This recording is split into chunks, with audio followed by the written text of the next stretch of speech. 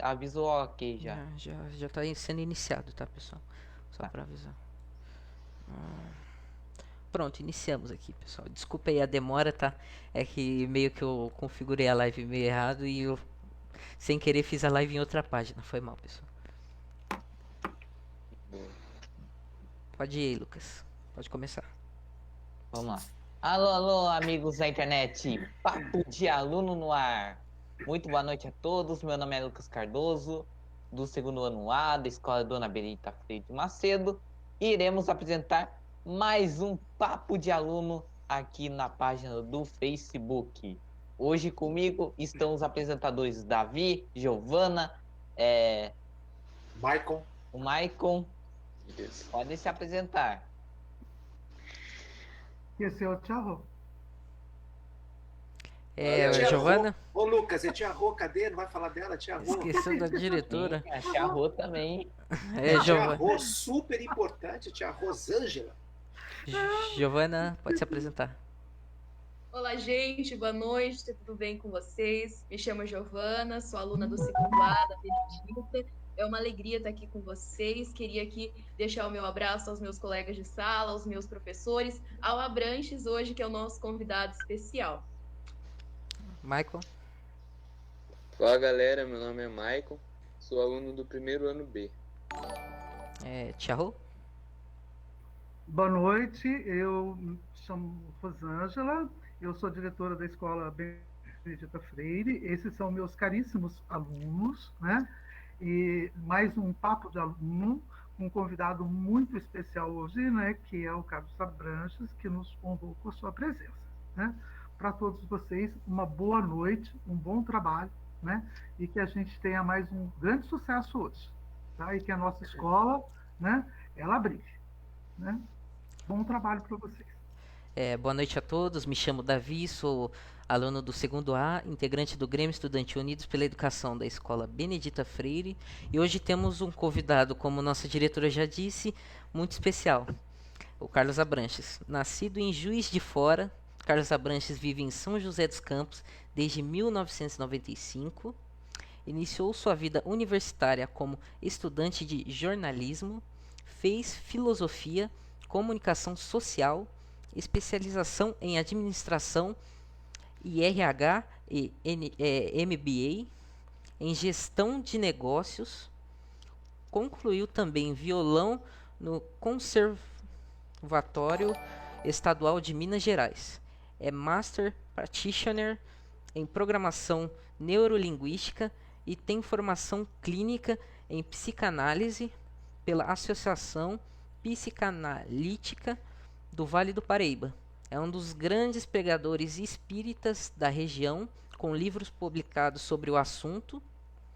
Foi um dos principais nomes do telejornalismo do Vale Paraíba, à frente do Vanguarda, TV Primeira Edição, ou Link Vanguarda. Se tornou referência de competência e carisma. Na vida pessoal é casado e tem duas filhas. Carlos Abranches, eu queria agradecer por você ter aceitado o nosso convite. Muito obrigado por estar aqui. Muito bom, obrigado, Davi. Eu vou acrescentar um filho nessa história aí, viu, Davi? Eu tenho mais um. Esse menino veio comigo de Juiz de Fora, hoje tem 27 anos, formado em Física pela USP, dá aulas em São José dos Campos, deu aula em várias escolas, trabalha como professor voluntário no CASD, Que legal. que dá cursinho Alberto Santos Dumont, junto ao ITA, e tem essa vocação da solidariedade, já ajudou muitos alunos a passarem no vestibular por causa da disciplina que ele gosta de ministrar, matemática e física. Então, quando eu tenho problemas de contas de matemática para resolver, quem eu ligo? O meu filho, para poder, ele mora em São Paulo, para poder me orientar direitinho. E as duas meninas que estão aí. Agradeço o convite. Vamos lá, pessoal. Olha, estou muito feliz de estar aqui, né? Tenho certeza que esse encontro nos trará muito aprendizado, muita coisa boa. Abrantes, nós tivemos a experiência de ler um pouquinho, né, sobre a sua vida, né? E vimos que você é mineiro. Mineiro tem tanta coisa boa para contar, Uai. né? Conta pra gente um pouquinho. Conta um pouquinho da sua experiência, né? A sua infância, a sua origem desde Juiz de Fora, sobre a sua família. Conta aqui um pouquinho pra gente. Tá bom, só para posicionar, Juiz de Fora é uma cidade, possivelmente hoje a terceira ou quarta maior cidade de Minas Gerais. Sim. Fica na zona da Mata Mineira, um pouco acima do Circuito das Águas, Caxambu, São Lourenço, Cambuquira, essas cidades importantes que ficam aqui embaixo na zona turística. Subindo, vai para a Zona da Mata, Juiz de Fora, a meio caminho entre Rio de Janeiro e Belo Horizonte, perto de Barbacena. Eu nasci em Juiz de Fora, mas muito rapidamente me mudei, sabe para onde, pessoal? Para uma cidadezinha desse tamanho, pequenininha, no sul do Mato Grosso. Na época, Mato Grosso, depois virou Mato Grosso do Sul, na fronteira com o Paraguai, terra da minha mãe. A história é a seguinte: meu pai mudou-se para lá nos anos 50 para servir o exército. Quando ele estava numa pousada, morava numa pousada lá em Ponta Porã, a cidade chama-se Ponta Porã. Porã é uma palavra tupi-guarani que significa bonita. Então, Ponta Bonita, Ponta Porã. Faz fronteira seca, não tem rio dividindo o Brasil do Paraguai. Então é Ponta Porã no Brasil e Pedro Juan Cavalheiro no Paraguai. E eu mudei-me para lá com minha mãe, meu pai e meus irmãos. Mas antes, deixa eu contar essa história. Meu pai, antes, nos anos 50, foi para lá e quando começou a servir o exército, ele viu na pousada chegar a filha do dono da pousada. E era uma loira, que eu vou lhe falar, viu? Meu pai se encantou com ela, ela olhou meu pai, aquele morenão mineiro, falou assim: gostei desse homem aí. E ele, gostei dela. Ela era novinha, 18, 17 anos. E ele com 20 e poucos anos, 21, 22, 20, quase 23, se encantaram, se casaram, nasceu o primeiro filho lá, nasceu o segundo, nasceu o terceiro. Aí quando chegou a minha vez, eu sou o quarto da fila, somos 6 no total. Eu falei com elas assim, com eles dois: eu só nasço se for em Minas Gerais. Aí, vocês acreditam que eles vieram, mudaram para Minas, eu nasci em Juiz de Fora e rapidinho voltamos para lá. E chegando lá, passei minha infância inteira pisando num chão assim, sem asfalto, sem nada. A luz era a base de lampião, de lamparina. Tinha um motorzão lá na cidade que gerava energia para a cidade. De modo que eu passei minha infância na roça do Mato Grosso do Sul. E aprendi muito sobre amar, sobre me comunicar, sobre tudo que eu abracei ao longo da minha carreira. Então, essa história do Mato Grosso do Sul, com 13 anos eu voltei para Minas, com 23 eu mudei para o Rio de Janeiro, morei 3 anos no Rio de Janeiro, onde fui estudar, fazer outros cursos, voltei para Minas Gerais depois, e de lá que eu vim para São José dos Campos, em 1995, a convite da Rede Globo Vale do Paraíba para trabalhar como repórter. Que legal, e essa é uma história muito boa, né? Que assim, desde lá atrás até hoje, né? E isso foi formando a sua personalidade.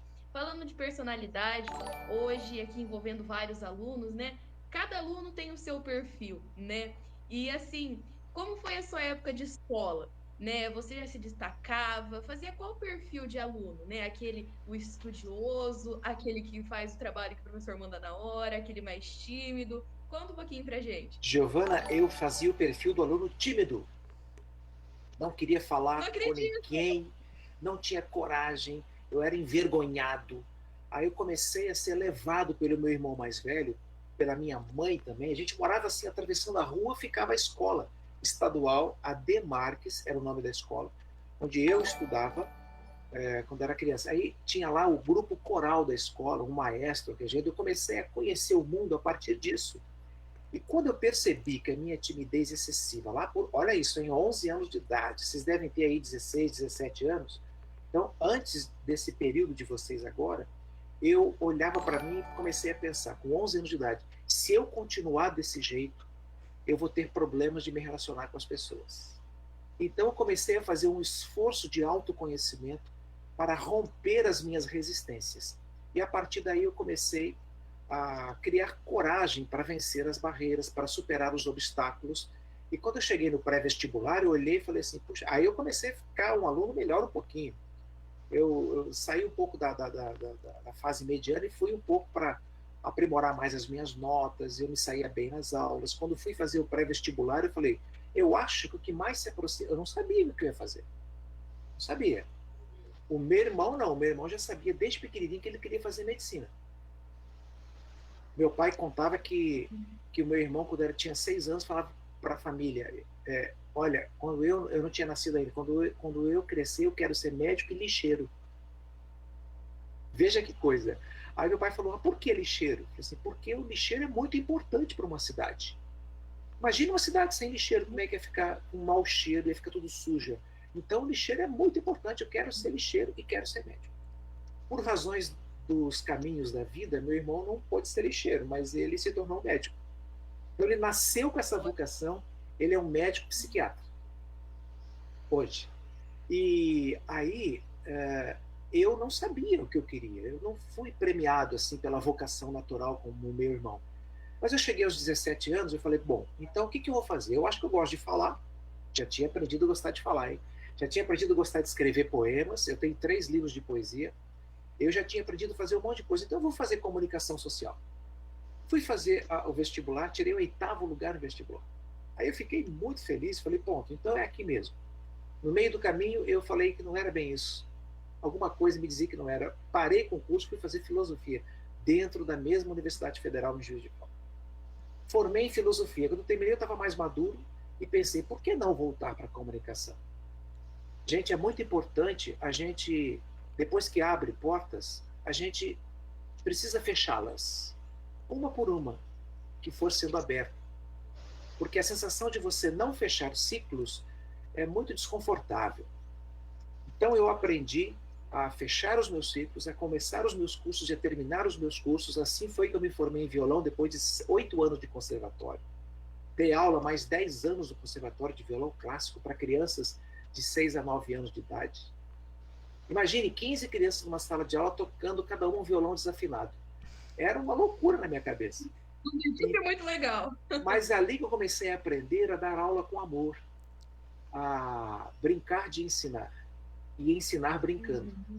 E aí elas você ensinava e também aprendia, né? E aprendia, porque como Paulo Freire sempre diz, o nosso grande patrão da educação brasileira, educação se aprende em comunhão. Ninguém ensina a ninguém, nós aprendemos em comunhão quando estamos em partilha. Então, essa educação como prática da liberdade, eu aprendi e levo na minha vida até hoje como professor de pós-graduação. Então, assim, fechar ciclos é muito importante. Então, contando essa história de muitas experiências no meu período de aluno, como você, Giovana, me perguntou. Que bacana. Bom, primeiramente, né, obrigado por ter aceitado o nosso convite.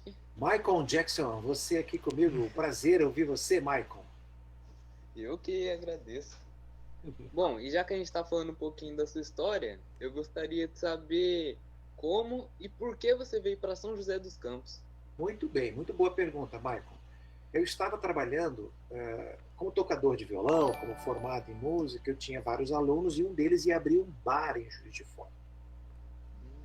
Um chalézinho lindo. Ele falou assim, toca para mim lá no bar. E eu comecei a tocar. Um certo dia, estava lá um homem assistindo, ele ficou me olhando, eu tocando, ele fazia pedido de música e mandava o garçom entregar, e tocava, ele ficou encantado e me chamou no intervalo. E falou assim para mim, olha, eu quero que você toque, eu sou dono de uma televisão aqui em Juiz de Fora, eu quero que você participe de um programa que eu tenho lá, porque eu quero você tocando o que você fez aqui, eu quero você tocando na minha televisão. Eu já estava quase concluindo o curso de comunicação, mas não falei para ele. Quando eu fui na televisão para ver como é que era, e eu entrei naquele estúdio, eu falei, meu Deus, que coisa maravilhosa. Eu comecei a tocar. Para resumir a história, eu fiz mais de 70 clipes que foram ao ar ao longo do programa. E quando eu terminei, eu estava concluindo o curso de jornalismo, ele falou assim, olha, já que você está concluindo o jornalismo, você vai sair desse programa e eu vou te colocar no jornalismo. E eu fiquei, era a TV Bandeirantes na época, eu fiquei 9 meses trabalhando como repórter. Aí um dia fiz uma reportagem que foi nacional, para o Brasil inteiro, sobre a Embrapa, produtos que a Embrapa produzia lá perto. E o pessoal daqui de São José assistiu e, pimba, ligou para lá e falou, olha, podemos conversar com esse moço aí? E ele era amigo do pessoal daqui de São José dos Campos, da TV Globo na época, o Antônio Augusto de Oliveira e o Luizinho Grunewald. Os dois de Juiz de Fora, vejam que coisa! a máfia de Juiz de Fora, em São José dos Campos, dentro da TV Globo, eles ligaram para lá, e aí o chefe de lá, o Josino, falou assim: Abranches, o pessoal está querendo conversar com você. Topa aí? Eu falei: topo. Claro. Eu vim para São José dos Campos, meu filho era pequenininho, tinha 9 meses apenas. Gente, eu cheguei no dia 27 de janeiro de 1995 aqui. Nenhum de vocês tinha nascido. A professora Rosângela ainda estava no berço. Olha que coisa, né? Então, a gente... Cheguei aqui, aí eles falaram assim: vamos lá, faz um teste aí. Eu fui, fiz um teste. Que berço que eu tava. Aí eu cheguei, fiz um teste lá, e ele falou assim: ó, segunda-feira você começa. Dia 1º de fevereiro de 1995, contrato assinado, um espetáculo. Fiquei trabalhando durante um longo tempo. E assim que eu vim para São José dos Campos, para trabalhar na TV Globo, a convite do pessoal, onde fiquei por 25 anos e 6 meses, Michael, tendo deixado a emissora no dia 1º de agosto de 2020. E como pudemos perceber aqui, né, você tem uma vasta formação. O que te motivou a fazer esses cursos? Ótima pergunta também. O que me motivou a fazer os cursos é que eu tenho muitas coisas que eu amo na minha vida. Eu decidi na minha vida ter uma formação curricular que eu pudesse colocar no meu currículo de tudo que eu amo. Eu amo a comunicação, fiz o curso. Eu amo o conhecimento, fui fazer filosofia, me formei. Eu amo a música, fui estudar violão clássico, me formei. Eu amo a vida psíquica das pessoas, eu amo saber por que as pessoas sofrem, por que as pessoas são felizes, o que elas podem fazer para ficar pessoas melhores. Fui fazer psicologia e psicanálise. Eu precisava trazer tudo isso, percebendo que os meus cursos, todos na área, eu diria, de humanas, né? Eu tinha que fazer alguma coisa que puxasse os meus pés para a terra. Aí eu fui fazer 2 pós-graduações, uma em administração de RH e outra em gestão de negócios, com ênfase em planejamento estratégico. Aí eu consegui colocar os meus pés dentro das empresas. A partir daí eu conheci a realidade de como funciona uma empresa de grande porte. Então, hoje eu trabalho aplicando treinamentos corporativos em empresas. Atualmente eu estou numa empresa em que eu presto serviço de treinamentos de comunicação eficaz para 1.500 pessoas. E dei aula há muitos anos, conforme eu disse, de música. Eu dei aula durante muitos anos na comunicação. Primeiro que eu dei aula lá de música em escolas estaduais de Minas Gerais. Depois, vindo para cá, eu dei aula na Univap durante 5 anos no curso de comunicação. Depois de um tempo, eu voltei para a Univap para dar aula em pós-graduação. Antes disso, eu dei aula no Instituto Superior de Educação, no curso de Filosofia da Educação, para formação em normal superior. Na época, a professora Rosângela, que tinha o normal superior, o pessoal que só fez magistério, tinha que fazer uma complementação superior. Então, foi obrigado a fazer esse curso de complementação de normal superior, que chamava. Eu dava aula de Filosofia da Educação na Univap. Acompanhei todo esse processo, porque eu fui professora do magistério, né? Eu fui muitos anos professora do magistério. Isso. E aí veio uma legislação e acabou com o curso de ensino médio, né? De magistério, e passou a ter que fazer o curso normal, né? Não teve mais o curso técnico. Aí passou o normal superior. É como se tivesse pegado os seus alunos, suas alunas, e desse uma formação superior, ajudasse na formação superior deles para que eles pudessem agregar ao currículo. E depois, trabalhei durante 6 anos no curso de pós-graduação em psicopedagogia. Dei aula durante muitos anos no curso da Univap também. E tive que agora sair nesse ano só por causa da ampliação da minha clínica, em que eu tenho pacientes em que eu preciso cuidar deles e eu não tinha mais horário. E com a pandemia, o atendimento presencial ficou prejudicado. Eu tive que trazer tudo para cá, para a tela do computador, para poder trabalhar com os meus pacientes. E assim tenho vindo até hoje. A gente está vivendo virtualmente. Exatamente, mas vamos colocar afeto na virtualidade, né? Isso é muito importante. Com certeza. Então, Maicon, é isso aí. Por que eu tenho esse currículo vasto? Porque eu optei por fazer tudo que eu amo na minha vida. E aí vou ampliar um pouquinho essa resposta dizendo o seguinte: hoje o grande desafio, e aí um recado muito importante, viu, Davi? Um recado muito importante para todo mundo que está assistindo a gente, é que nós temos um público pulverizado de várias faixas etárias. É evidente que o pessoal da escola está assistindo, mas tem pais, tem pessoas interessadas na educação, tem pessoas que gostam de me acompanhar nas redes sociais. Quem quiser pode visitar, pode lá me seguir no Facebook, vai me acompanhar com outras 40 e tantas mil pessoas. Vai lá para o Instagram também, @CarlosAbranchesoficial, estou lá também. Isso tudo para apontar, o grande recado é esse, Michael. Hoje, o profissional que o mercado está exigindo precisa ter uma multivisão da realidade. Vou dar um exemplo para vocês. O metalúrgico que está lá na GM, o que está lá na Embraer, está trabalhando com muita honra na sua profissão, está lá fazendo carros, produzindo aviões, ajudando a apertar os parafusos dos equipamentos. Mas se tem uma crise na economia, ele pode ser demitido. Aliás, todos nós podemos ser demitidos. Todos nós. Mas o metalúrgico, por exemplo, que não tiver uma outra habilidade, pode entrar numa crise existencial de como que vai sustentar a família se de repente recebe lá uma demissão e ele não sabe como vai dar conta da vida. Por isso que a multiformação é muito importante. Nós temos habilidades, nós temos competências que podem e devem ser descobertas no longo processo de autoconhecimento a que eu convido e desafio cada um de vocês nessa idade em que vocês estão para mudar a vida de vocês para melhor. Descubram o que vocês gostam de fazer, para além daquela vocação profissional. Às vezes a escolha de uma profissão é cruel para um jovem de 17, 18 anos. Eu, por exemplo, não sabia. Quando eu entrei naquele estúdio que eu acabei de falar, eu olhei e falei, pronto, meu Deus, eu fiz um golaço sem saber. Mandei a bola, ela entrou no ângulo, porque eu gostei tanto daquilo que eu não saí daquilo até hoje. No próximo sábado, por exemplo, eu vou retomar minha atividade com televisão, vou ter mais um programa, agora na Band Valley, porque eu amo esse negócio. Então, toda vez que a gente ama alguma coisa que faz, a gente procura fazer bem feito. E o grande recado que fica para as pessoas um pouco mais limitadas é que é possível a gente ser competente em mais de uma área profissional. Basta estudar, basta se dedicar, basta você fazer com afinco, disciplina, perseverança, que a gente chega lá. A dedicação chega em qualquer lugar, né?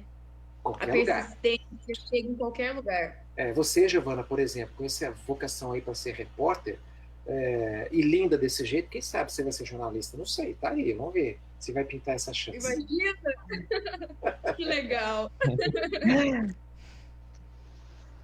Abranches, em relação à música, qual é a importância da música e da arte na sua vida?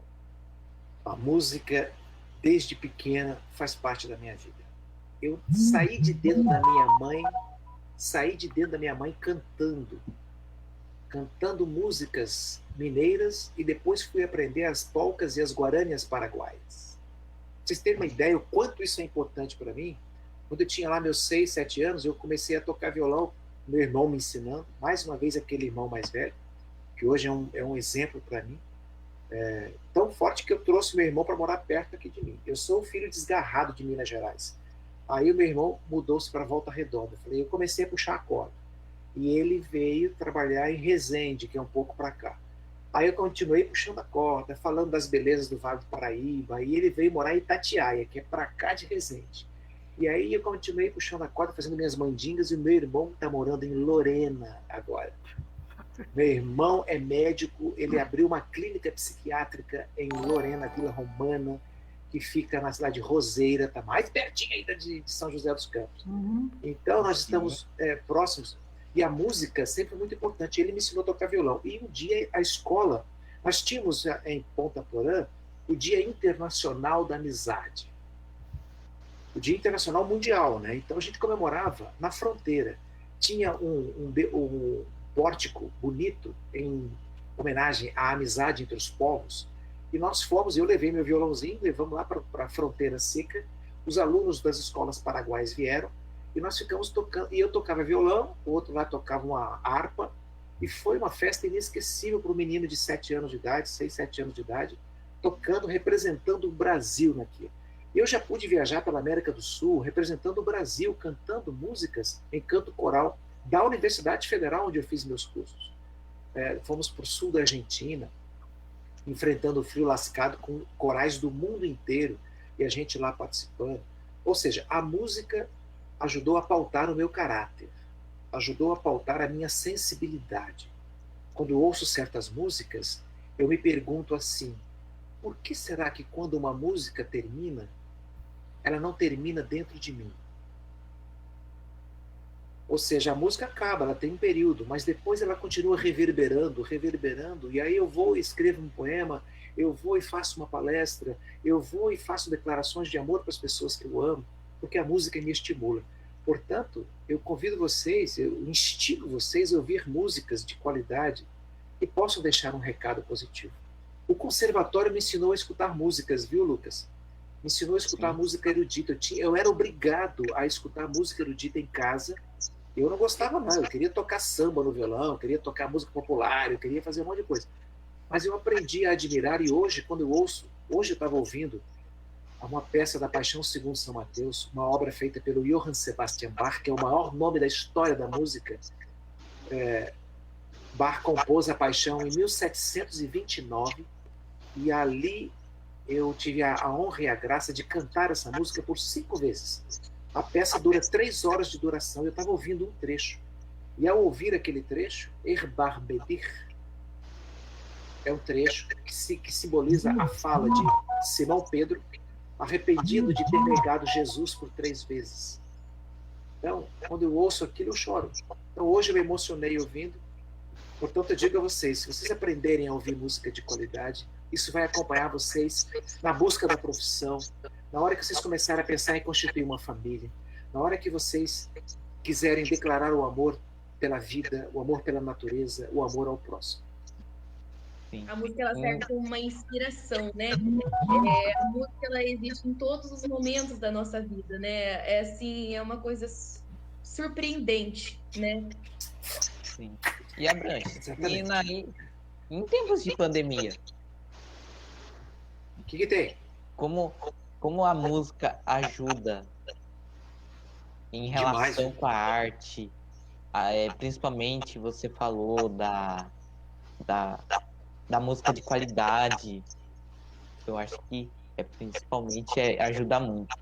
Durante a pandemia, a música é uma parceira maravilhosa que evita o estado de solidão que machuca. A solidão boa é aquela que faz a gente viajar para dentro.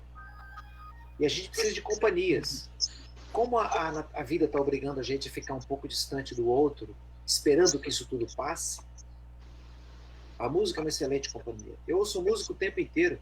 Eu aciono aqui o meu aplicativo de músicas e fico ouvindo as músicas que eu gosto, que eu coloquei ali na minha pasta, e fico ouvindo. Quando eu viajo, eu ouço dezenas de músicas de ponta a ponta, porque elas são minhas companhias.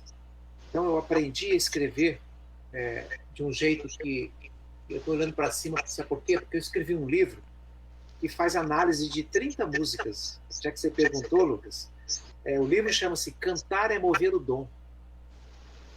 Essa é uma expressão criada pelo Djavan, né, que fala exatamente disso. Cantar é mover o dom, da força de uma paixão. Então, cantar é isso. Quando a gente canta, a gente atrai energias boas para a nossa vida. E assim eu tenho feito. Eu vivo cantando por aí, já compus várias canções, então a vida tem me ensinado muito através das músicas e das letras e das melodias. Sim. Abrantes, além da música, você estudou jornalismo e filosofia. Isso. Cada uma dessas áreas deve ter um significado especial para você. Certamente contribuíram e ainda contribuem para a sua formação profissional e pessoal. Mas se você tivesse que escolher, qual seria e por quê? Se você pensar na comunicação, a comunicação é uma ponte entre uma realidade e outra. Eu, quando entrei na faculdade, eu era ignorante, eu desconhecia a realidade da grandeza disso que nós estamos fazendo aqui, através da tecnologia que nos coloca abertos para o mundo, com milhares de pessoas podendo nos assistir, através de uma plataforma de comunicação como essa. A comunicação, então, é uma ponte. A filosofia é o conteúdo que passa em cima dessa ponte. Eu fui fazer filosofia porque eu aprendi a fazer perguntas. O curso me ensinou a fazer perguntas. Mas eu tinha dúvidas se as perguntas que eu fosse fazer eram perguntas de qualidade. Ao fazer filosofia, eu busquei conteúdos históricos da história da filosofia da história, para poder saber o que perguntar e o que não perguntar aos meus entrevistados. Então, as duas funcionam dentro de mim como uma só. Então, acho que eu já respondi sua pergunta aí. Não tenho que jogar fora, porque elas não são separadas entre si. Elas chegaram em momentos próximos e dentro de mim elas fizeram uma amálgama, elas se uniram. E eu hoje sou fruto disso aí. A minha performance profissional, a credibilidade que eu vim conquistando ao longo do tempo, me trouxe a certeza de que isso veio por causa da sensibilidade que a música me deu, o conteúdo que a filosofia me proporcionou, as estratégias técnicas que a comunicação me passou e o olhar hoje voltado para uma escuta adequada que a psicanálise me oferece. Tudo isso funcionando ao mesmo tempo, gente. Tudo funciona ao mesmo tempo numa pessoa multiprofissional como eu. Sensacional. Tá mutado, diretor. Mas seu microfone tá desligado, diretora. Isso. Oi, Abras. Eu ia te perguntar uma coisa, mas você já respondeu ao longo da sua narrativa, né? Então, eu vou só complementar a pergunta. Nós conhecemos você, obviamente. Eu, né?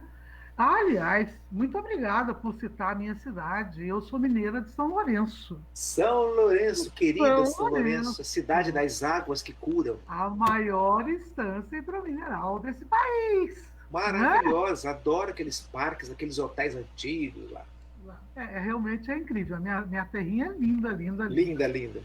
E a sua é chiquérrima, Juiz de Fora é chiquérrima. Cheia de buracos, cheia de buracos. É uma cidade num buraco que fica na Serra da Mantiqueira, mas eu gosto da minha cidade. Ela é uma cidade muito... Nossa Senhora! Historicamente, ela já quis ser a toda poderosa das Minas Gerais. Né? Então, aí eu queria perguntar um negócio para você, falando em poderoso, poderosa, né? Nós conhecemos você aí pela vanguarda, né? Não tem por que a gente não falar sobre. Claro, né? Sem dúvida. Você conquistou fama, notoriedade, né? O respeito, né? Carinho, né? Como é que você lida com tudo isso aí que você não dá para andar na rua e passar despercebido, né? Como é que você lida com isso? Lida de um jeito mineiro, Rosângela. Um jeito mineiro. Gente, olha que coisa legal. O fato de eu amar tanto o que eu faço me põe em contato com as pessoas. Me põe na minha boca, na hora que eu estou no ar, põe a sinceridade do que eu quero falar, põe meu sentimento na boca. Eu acho que esse é o maior vínculo que as pessoas criaram comigo ao longo desses anos todos. Eu não estou ali fazendo pose, eu sou isso daí. Tanto que quando eu tirava férias ao longo desse período todo, passava 1 dia, 2 dias que eu entrava em férias, eu ia para a rua, por exemplo, caminhar no Parque Santos Dumont, ou entrar no Sesc para assistir um espetáculo. As pessoas vinham correndo, queriam tirar foto, queriam autógrafo, tudo. Eu achava estranho. Mas por que essas pessoas estão fazendo isso? Aí eu lembrava que eu sou da televisão, mas eu estava de férias. Aí vinha um incômodo. Aí o tempo ia passando, eu ia para Minas Gerais, ficava lá. Quando eu voltava para o trabalho, no primeiro dia, entrando no shopping, a TV fica no shopping, né? As pessoas vinham pedir para tirar foto, para pegar autógrafo. E eu olhava para elas e achava estranho. Achava estranho porque eu estava acostumado a não precisar disso. Ou seja, as instâncias estavam claras na minha vida. Enquanto repórter, eu estava repórter. Enquanto de férias, eu estava, assim, o que eu sou. Eu sou uma pessoa simples, uma pessoa que ama a vida, que gosta de compartilhar, de confraternizar. Então eu tinha que vestir de novo aquela identidade, aquele papel social de jornalista. Aí depois de 1 mês eu já me acostumava de novo e enfrentava de maneira natural. Então aconteceram coisas incríveis. As pessoas sabem quem eu sou, me reconhecem, mas às vezes esquecem meu nome, Um dia eu entrei na padaria, um cara estava lá dentro, ele chegou correndo, ele estava comendo lá no balcão, veio correndo. Rapaz, eu sou seu fã, vem cá, me dá um autógrafo, Rogério Corrêa, me dá um autógrafo, me dá um autógrafo. Aí eu olhei e falei, tá bom, me dá um papel, peguei, qual é o seu nome? Antônio. Falei, parou, Antônio, um abraço do Rogério Corrêa. Vai que eu falo que sou o Carlos Abrantes e ele fica decepcionado. Então, eu cheguei na TV no dia seguinte e falei, Rogério, eu dei um autógrafo ontem com o seu nome. E ele falou assim, então somos dois, eu vivo dando autógrafo com o seu, o pessoal não guarda o nome, eles guardam a fisionomia, mas não guardam o nome. Né? Então isso aconteceu. Mas isso é uma coisa muito comum de acontecer, porque a gente assiste televisão, né? E você, principalmente aquelas personalidades que estão muito no ar, que ficam muito tempo no ar, né? Por exemplo, eu só te dar um exemplo. Um dia eu encontrei o Cid Moreira, eu passei por ele, oi, cumprimentei, ele cumprimentou, devolveu, cumprimentei, tal, passou. Depois fiquei pensando assim, mas da onde que eu conheço esse homem? Mas não é porque ele já faz parte do meu inconsciente. Entendeu? Lógico. Porque eu cresci vendo o Jornal Nacional. Isso. Então aquilo ficou no imaginário popular, entendeu? Rosângela, imagina. Eu já encontrei você em vários lugares, já vi você no shopping, aí eu passo assim, eu sou Carlos Abrantes. Vamos lá, deixa ele que ele está tomando um café. Rosângela, você passou por essa experiência. Pensa nesses jovens que estão aqui e em muitos que estão nos assistindo, que quando nasceram, me viram na televisão já trabalhando há algum tempo. O tempo passou, eles continuaram me vendo. Então, estar presente na casa das pessoas por mais de uma geração é sim fazer parte da família emocional das pessoas, família psíquica. Você fica. Né? Então as pessoas se acostumam. Quantos pararam, me cumprimentaram e falavam assim, nossa, desculpa, eu te cumprimentei porque você faz parte da minha família. E eu falei, mas não tem que pedir desculpas, isso é espontâneo, natural, é o seu carinho e eu agradeço. Que a gente fica com a sensação que conhece a pessoa. Porque às vezes você vê mais a pessoa lá na televisão do que você vê as próprias pessoas da sua casa. Exato. Né? E numa hora boa, que é a hora do almoço, né? Todo mundo comendo e assistindo lá o jornal. É um bom horário. Deixa eu, complementando a pergunta, deixa eu falar uma coisa para você. Olha, me deram uma missão de fazer uma pergunta para você. Eu fiquei com a minha filha, que fala inglês fluentemente, o dia inteiro tentando me ensinar a falar essa palavra. Nós ficamos tentando, mas você podia ter se formado numa coisa mais fácil da gente falar. Você é master como é que fala isso? Practitioner. Passei o dia tentando falar isso, você entendeu? Repetindo, nós já rimos muito Master hoje. Practitioner em neurolinguística. Em neurolinguística, o que é isso? Isso é o seguinte. A neurolinguística é uma ferramenta da ciência para entender como é que se processa o nosso conhecimento. Como é que internamente a gente processa o nosso saber e a gente constrói nossas crenças. Então, eu sou praticante master, ou seja, eu fiz todos os cursos de formação nesse negócio até chegar lá em cima. Então, a partir daí, eu já comecei a trabalhar com isso. Então, eu aplico cursos, aplico dinâmicas para pegar uma crença limitante de uma pessoa, uma crença que limita essa pessoa. Crença não aqui no sentido religioso, mas, por exemplo, eu não consigo fazer ninguém feliz. Essa é uma crença limitante. A pessoa chega com essa reclamação, porque tudo na vida dela dá errado, os namoros dela não dão certo, ela às vezes casa com alguém, mas separa, não dá certo, os filhos que ela constrói ao longo da família acabam rompendo com Então ela fala, não consigo fazer ninguém feliz. O que a neurolinguística ajuda essa pessoa a fazer? Ajuda ela a trocar essa crença limitante por uma crença possibilitadora, que faça ela ter uma nova visão de si mesma e acreditar, sim, que ela pode fazer alguém feliz. Então, depois de um certo tempo de tratamento, a pessoa sai outra, fazendo muita gente feliz, amando a vida, amando a si mesma, amando os seus próximos e tendo a coragem de dizer para o mundo que ela é capaz de amar. Então, é isso que a neurolinguística faz. Que é muito bom, gostei. Muito legal. Bom. Aproveitando o embalo, Como é que foi que o espiritismo entrou, essa linha espírita entrou na sua vida? O Espiritismo abriu a porta do cristianismo para mim. Hum. O Espiritismo é uma doutrina cristã, assim como o catolicismo, assim como as várias ramificações do protestantismo. Todos são cristãos, assim como o Espiritismo também. E abriu a porta de uma visão do Cristo cósmico, do Cristo abrangente, do amor divino, das leis naturais, as quais eu devo respeitar para viver em paz. Isso começou lá nos meus 6 anos de idade, lá naquela cidadezinha de Ponta Porã, que hoje cresceu, uma cidade que está grande lá na fronteira, cidade querida do meu coração. Várias irmãs da minha mãe continuaram morando lá, então eu tenho um primo adoidado, espalhado pelo Mato Grosso do Sul. Ali eu comecei a estudar, comecei a conhecer, e trouxe isso para o resto da minha vida. E essas reflexões hoje me abrem portas tão valiosas, tão importantes, que tudo que eu abraço para fazer, eu abraço com essa perspectiva da transcendência, com esse olhar da divindade superior, que abarca dentro de mim, isso a convite do Espiritismo, abarca dentro de mim todas as crenças. Tanto que ao longo da minha vida profissional dentro da TV, eu já fui chamado para fazer trabalhos sociais que ninguém ficou sabendo. Mas eu fui acompanhar trabalhos da Igreja Católica dedicados às mães solteiras. O trabalho com a dona Zilda Arnes, eu entrevistei a dona Zilda Arnes, maravilhosa. Fiz o trabalho da pastoral carcerária. Fiquei trabalhando durante 1 ano dentro do Centro de Ressocialização Feminina em São José dos Campos, antiga APAC, levando palestras sobre libertação, sobre liberdade para as pessoas presas, encarceradas.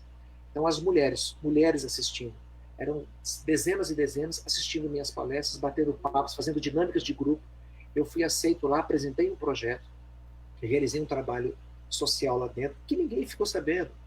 Já fui à Rosa Cruz fazer palestras, já fui a igrejas protestantes fazer palestras, sou chamado para templos budistas, ou seja, essa visão cósmica que aparece através do meu trabalho, eu aprendi com o Espiritismo. O Espiritismo não é nada além disso do que uma crença possibilitadora que me coloca em contato com a humanidade da maneira mais transcendental possível, porque eu sigo o exemplo de Jesus, que é nosso modelo e guia da humanidade. Ok. Eu tenho, Carlos, eu tenho uma dúvida quanto à sua formação e atuação profissional, mas antes de eu fazer essa pergunta, eu tenho algumas interações aqui no chat que eu vou passar aqui para você, tá? Tá bom, por favor. A Sofia Aguiar, ela falou assim: quero muito me tornar uma jornalista. Quais conselhos você daria para quem quer seguir a profissão? Olha, assim como já falei da Giovana, eu vou falar para você também, viu, querida? O negócio é o seguinte: o bom jornalista é aquele que gosta de algumas coisas antes de entrar para o curso. Já tem que entrar gostando. Primeiro, tem que gostar de ler. E ler livro bom, viu? Ler livro dos grandes autores brasileiros. Ter um repertório de livros de Machado de Assis, José Lins do Rego, Arthur Azevedo, esse pessoal todo, os poetas Olavo Bilac, Alfonso de Guimarães, Cecília Meirelles. Tem que ler Monteiro Lobato, Vinícius de Moraes, Manuel Bandeira, Cassiano Ricardo e tantos outros que ajudaram a escrever a literatura brasileira. Então, aprenda a gostar de ler pelo menos um livro por mês. Seja um bom leitor de portais de notícia, pelo menos 1 a 2 por dia. E seja, se possível, um leitor crítico, que tire conclusões interessantes. É muito bom gostar de ler. Então você vai ter pelo menos 12 bons livros lidos ao longo de 1 ano, 1 por mês. E dá para ler tranquilo, viu? Se o livro tem 30 capítulos, você lê 1 capítulo por dia, não vai pesar para ninguém. Meia horinha antes de dormir, ou meia hora no seu intervalo de descanso, em vez de ficar fuçando aí no celular, vai e leia. Outra coisa muito importante: o bom jornalista, o bom comunicador é aquele que aprende a gostar de gente, gostar de pessoas. É fundamental você ter empatia, desenvolver a sua capacidade de se compadecer da dor alheia, para que você possa ser o porta-voz da indignação das comunidades pobres, das pessoas vulneráveis. É preciso que você tenha na sua palavra, na sua escrita, no seu texto, na sua imagem, aquela indignação que vai tocar o poderoso, que pode mexer e melhorar a qualidade de vida de quem está numa situação vulnerável.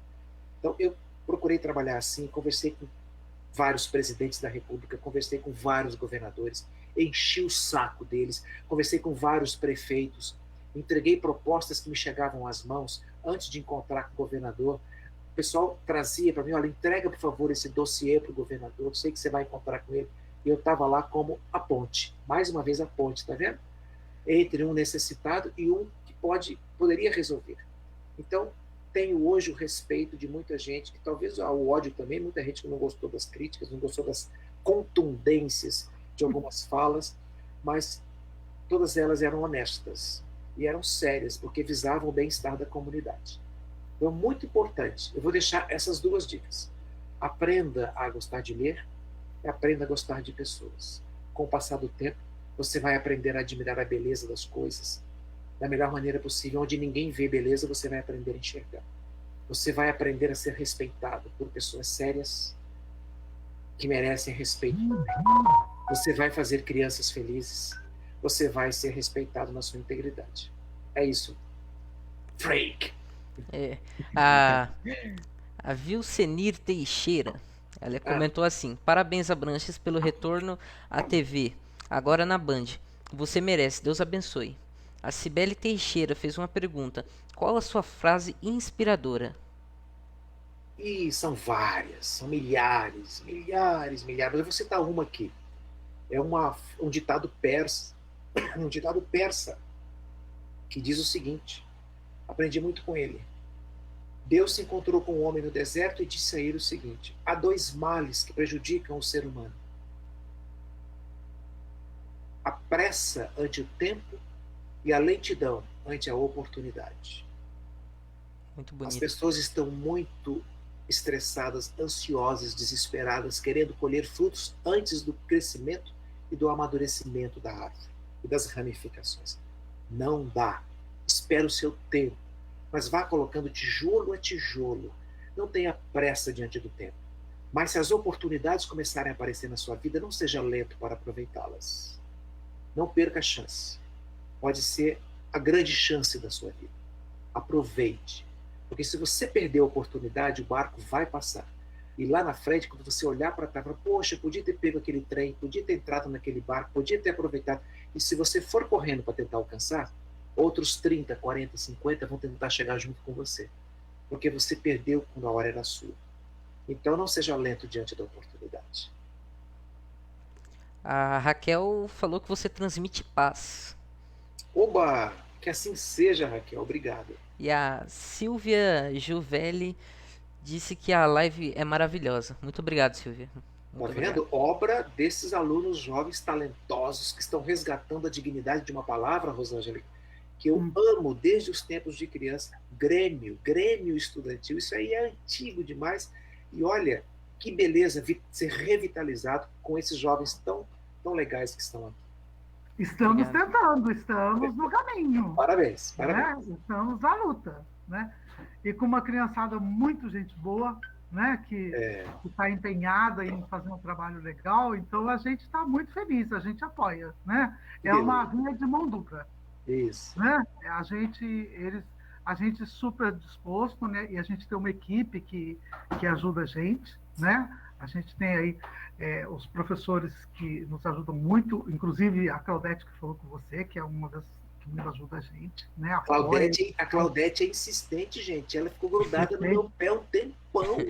Mas ela é assim mesmo. Não larguem da Claudete, ela é muito importante para essa história. Mas eu não largo mesmo, a gente se fala 24 horas, né? Porque ela até pediu desculpa pela ansiedade dela. Eu falei, não, Claudete, continua insistindo, uma hora eu aceito. Mas a gente insiste, sabe por quê? A gente quer as coisas para as nossas crianças, a gente quer as coisas para a nossa escola. Por isso né? que eu estou fazendo com muito carinho isso daqui. A gente quer mudar, sabe por quê? É uma coisa interessante, né? É uma forma de ver, né? Eu não posso passar lá pela escola e ficar lá um tempo e ir embora e e ela continuar com o nome que ela tinha, quando eu cheguei lá. Eu não quero, eu quero que ela tenha outro nome, né? Eu não quero mais que ela seja a escola do Brejão, entendeu? Ela vai ser a escola dos alunos que estudam, dos alunos que buscam melhorar, de uma equipe de professores que está lutando pelos alunos. Excelente, parabéns a cada um dos professores. Os professores que compram essa nossa luta, né? Que Isso. querem transformar a vida das nossas crianças, né? Então, a gente quer que eles sejam, assim, felizes naquilo que eles escolherem para fazer, mas que tenham muita dignidade, que tenham muita honra, entendeu? Seja lá o caminho que eles escolherem. E daqui a 20 anos, 25 anos, na conversa com os familiares, filhos, eles vão dizer, gente, eu tenho a honra de ter estudado no Benedita Freire. Ah, mas é assim mesmo que a gente... Foi ali que eu aprendi os valores básicos que eu conduzo até hoje na minha vida: dignidade, generosidade, civilidade, respeito, paciência, perseverança, responsabilidade. Isso vai servir para o resto da vida, pessoal. Olha, está parecendo a Carro falando com vocês. Olha, está parecendo falando com vocês. Olha a tolerância, olha o respeito, olha a oportunidade, olha a diversidade. Sim. Mas eles, nossa, a gente está muito contente mesmo. Que bom. Para quem que foi agora que o meu celular apagou? Uma vez conversando, né, com uma professora... Fala, Giovana. Fala, Giovana. Uma vez conversando com uma professora, né, falando assim, de vocês, né, verem nós como os alunos. Eu acho que uma vez conversando, né, com uma professora, eu acho que o nosso maior sonho como alunos, né, é encontrar com todas as pessoas que estiveram com a gente nesse caminho, desde onde a gente começou até onde vai chegar, é falar, olha, muito obrigada por ter participado desse caminho, com certeza aquilo trouxe muito aprendizado, né? Olha, que legal encontrar com os professores que a gente teve aula, com vocês, assim, falar, olha, hoje eu sou formada nisso, né? Já formei uma família e tantas outras coisas de sonhos que a gente quer contar um dia para vocês. Maravilhoso, é isso daí. É isso aí. Eu tenho o prazer de acontecer sempre isso comigo, porque eu já estou bem já na minha outra fase, com quase 100 anos. Então, a gente tem esse prazer de encontrar os alunos. Você está conservada, hein, Rosângela? Parabéns. Olha, você não vai acreditar, mas eu estou em estágio probatório. Opa! Que estou começando não, nunca parei, né? Eu estou começando, eu aposentei e estou de novo na educação, porque gosto Então, isso aí, gente, é missão. Adoro educação. É missão. Eu gosto de aluno. Isso não quer dizer que a gente não briga com eles, que a gente não perde tempo com eles. Claro. Isso a gente faz mesmo, assim, entendeu? Mas é para o bem deles. É isso aí, perfeito. Né? E falando agora, né, sobre a educação, né, sobre esse assunto, embora haja, né, uma importância sobre essa defesa da educação como meio de transformação, de desenvolvimento, tanto humano quanto social, nós, alunos da rede pública, percebemos como é difícil estudar, né? Não é assim uma coisa assim, nossa, tão simples. Querendo ou não, é difícil, né? Seja por uma metodologia, pelos currículos, por várias coisas, por fatores pessoais, pelas vulnerabilidades, né? Que está ao nosso redor, querendo ou não, né? Como fazer, então, para que a educação seja um instrumento, né, de mudança para a nossa realidade? Olha, eu vou responder essa pergunta sua, Giovana, e já começar a me despedir de vocês. Verdade, eu tenho que atender uma pessoa daqui a pouquinho. É uma pessoa que mora em São Paulo e estamos fazendo essa terapia à distância, porque a tecnologia permite. Mas eu vou responder a sua pergunta seguinte: vou propor um desafio a vocês, meus jovens queridos. E a todo mundo de todas as faixas etárias, porque isso é da nossa vida. Eu vou propor a vocês a retirada do vocabulário de uma palavra que você usou na pergunta, Giovana. A palavra difícil. Sabe por quê? Porque a palavra difícil deixa a situação apresentada mais difícil. Eu vou propor colocar no lugar uma palavra possibilitadora, que é trabalhoso. Às vezes é trabalhoso estar na situação que nós estamos passando. em vez de difícil. Porque às vezes o difícil deixa a situação quase impossível. E nós não podemos nos limitar às impossibilidades. Então, vai dar trabalho? Temos que ser maiores que ela. Vai dar trabalho? Vai dar trabalho. Mas nós somos capazes de superar. Somos capazes de vencer. Eu tenho certeza que agora estou falando direto para o coração e para a razão dos professores de vocês. Falou tudo. Estão batalhando nessa escola heroicamente, levando com muita dignidade o cumprimento dessa missão na vida, porque eu considero tudo que eu fiz a minha missão. Os meus propósitos estão vestidos disso daí. Então eu não posso considerar isso difícil. Vou considerar trabalhoso, porque eu vou ter que amadurecer, vou ter que renunciar, vou ter que ouvir mais do que falar, vou ter que aprender a aprender com os outros. Porque vai chegando uma hora, Giovana, aí vem a magia de tudo. Você percebe que você começa com a tua atitude diante da vida a ensinar as pessoas, a ensinar quem está te vendo. É incrível como isso acontece. Eu sempre gostei de trabalhar em comunidades carentes. Em Juiz de Fora, eu ia para os morros da cidade e trabalhava com várias famílias. Dava aula de filosofia para as crianças que não tinham nem roupa para ir para a sala. A gente juntava, eram mais de 100 crianças, todas muito pobres, moravam no alto do morro, na favela, no barraco lá em cima. E as aulas eram dadas. E um dia, caminhando por uma daquelas ruas, um garotinho de 8 anos veio correndo, tio, me abraçou. Aí eu abracei ele assim, e falei assim, tio, eu quero um sonho. Eu achei tão filosófico o pedido dele, que eu olhei assim e falei, puxa vida, a última aula que eu dei foi sobre a arte de sonhar, a coragem de sonhar e realizar os nossos sonhos. Eu ajoelhei, abracei, falei, filho, mas vamos conversar sobre isso. Que coisa maravilhosa, sonhar é muito importante. Aí ele falou assim, não, tio, eu estou falando de outro sonho, aquele pão amarelo com aquela coisa amarela dentro, aquele pão gostoso, que está ali no boteco ali, ó. Ali dentro daquela coisinha, tá ali, tem vários pãezinhos ali, e um deles é o sonho. Compra para mim que eu não tenho dinheiro. Aí eu olhei e falei assim, Abranches, para de sonhar, você está exagerando na filosofia, dá uma segurada na onda. Aí eu, muito quieto, envergonhado, falei, nossa, eu estou filosofando muito. Eu corri lá, comprei um pãozinho daquele recheio amarelo. Você conhece o sonho? Aquele recheio amarelo? Sim. Dei para ele e falei, vai lá, vai, come seu sonho aí que eu vou sonhar de outro jeito aqui. Aí ele foi embora, eu continuei caminhando.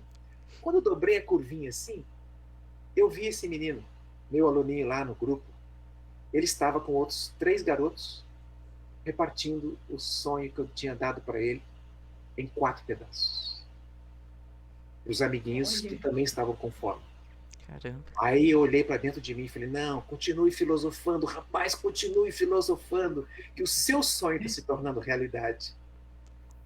E a gente é capaz de fazer isso com os nossos alunos, com os nossos amigos, com a nossa família, é a humanidade toda. Então, que você... E o sonho acabou sendo compartilhado. Acabou. Muito lindo. E eu aprendi muito com essas crianças e continuo aprendendo. Por isso eu quero me despedir de vocês. Obrigado pela oportunidade da conversa com jovens tão interessantes, tão agradáveis de conversar. Obrigado. Jovens, a nossa jovem diretora, Rosângela, a nossa insistente, Claudete, jovem também, a todos os professores que continuem assim, batalhando por uma educação melhor, não achando difícil, mas achando que vai dar trabalho, porque vai dar trabalho pro resto da nossa vida, mas a gente vai dar conta. Obrigado, gente. Com certeza. Obrigado, Carlos, por ter aparecido. Mesmo. Foi um prazer enorme. Bom, pessoal. Obrigado, queridos. Valeu. Michael, tchau. Tchau. Valeu, gente. Gente! Valeu. Foi muito bom. Pessoal, infelizmente o Carlos teve de sair, né? Porque como ele falou, ele tem um paciente para atender. Então vamos estar finalizando a live agora. Foi muito inspiradora. Quarta-feira vai ter mais uma live às 21 horas. Queria agradecer a todos que acompanharam a live. Muito obrigado. E quarta-feira vai ter um rapper chamado Mahazi aqui com a gente. Aqui na página do Papo de Aluno. E estamos migrando para o YouTube. Se inscrevam no nosso novo canal no YouTube. em breve iremos colocar as nossas lives 100% no YouTube para ter mais acesso, mais facilitado. E mais algum recado? Só mais um Caríssimo, recadinho muito que eu vou obrigada. mandar. Eu vou ver se eu consigo mandar o link do nosso canal do YouTube no chat, tá? Vou deixar o comentário fixado do link do canal do YouTube aí, pra quem quiser entrar, é só clicar lá. Aí já é redirecionado direto pro nosso canal do YouTube. A próxima já vai ter lá, Davi? Não sabemos ainda, porque a gente tem o estado probatório do YouTube, né? Aí a gente tá esperando eles autorizarem. Que eles têm de autorizar Mas- tudo certinho. Mas fiquem de olho na página que alertaremos quando estivermos no YouTube. Esse foi mais um Papo de Aluno aqui na nossa página do Facebook do programa Papo de Aluno. Eu agradeço muito a presença de cada um de vocês que assistiram, que deram um like, que seguiram. Eu agradeço muito. Podem fazer as despedidas. Muito obrigada, gente, por participarem conosco até aqui. Obrigada pela interação de vocês no chat, foi muito legal, bem bacana. Esperamos vocês na próxima live, no próximo podcast. Pode ir lá, Michael. Pode ir, Marcos. E aí, galera, obrigado aí por ter acompanhado o nosso podcast. E quarta-feira, vamos estar esperando todos vocês, hein? Diretora, pode ir. Diretora. Pode ir. Boa noite, né? Foi uma noite muito agradável, foi um momento muito especial, né? A gente fica sempre muito contente. Até quarta-feira, na nossa próxima live. Muito obrigada, boa noite a todos. E é isso, Boa noite pessoal. Boa e noite até a a todos. próxima. Até a próxima. Que ficaram mais, gente. conosco, os que assistiram, todos eles. Muito obrigado a todos vocês. Tchau. Todo mundo. Tchau pra todo mundo aí. Boa noite. Boa noite. Boa noite.